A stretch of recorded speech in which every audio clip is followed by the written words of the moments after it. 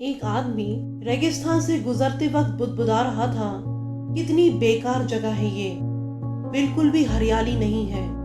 और हो भी कैसे सकती है, यहाँ तो पानी का नामो निशान भी नहीं है। तपती रेत में वो जैसे जैसे आगे बढ़ रहा था, उसका गुस्सा भी बढ़ता जा रहा था।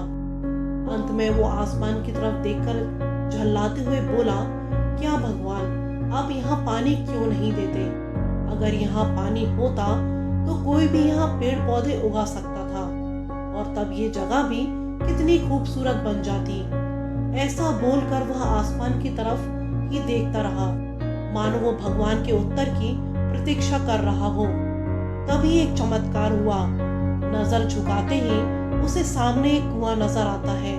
वह इस इलाके में बरसों से आ जा रहा था, पर आज तक उसे वहां कोई कुआं नहीं दिखा था। वह आश्चर्य में पड़ गया और दौड़कर कुएं के पास गया। कुआं लबालब पानी से भरा था। उसने एक बार फिर आसमान की तरफ देखा और पानी के लिए धन्यवाद करने की बजाय बोला, पानी तो ठीक है, लेकिन इसे निकालने के लिए कोई उपाय भी तो होना चाहिए। उसका ऐसा कहना था कि उसे कुएं के बगल में पड़ी रस्सी और बाल्टी दिख गई। एक बार फिर उसे अपनी आंखों पर यकीन नहीं हुआ। वह कुछ घबराहट के साथ आसमान की ओर देखकर बोला, लेकिन मैं ये पानी ढूंढूंगा कैसे? तभी उसे महसूस होता है कि कोई उसे पीछे से छू रहा है। पलट कर देखा तो एक ऊंट उसके पीछे खड़ा था। अब वह आदमी एकदम से घबरा जाता है। उसे लगता है कि कहीं वो रेगिस्तान में हरियाली लाने के काम में फंस न जाए, और इस बार वो आसमान की तरफ देखे बिना तेज कदमों से आगे बढ़ने लगता है। अभी उसने 2-4 कदम बढ़ाए ही थे कि उड़ता हुआ पेपर का एक टुकड़ा उससे आकर चिपक जाता है।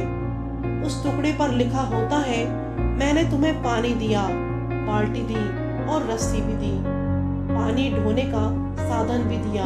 अब तुम्हारे पास वो हर एक चीज है जो तुम्हें रेगिस्तान को हरा भरा बनाने के लिए चाहिए। अब सब कुछ तुम्हारे हाथ में है।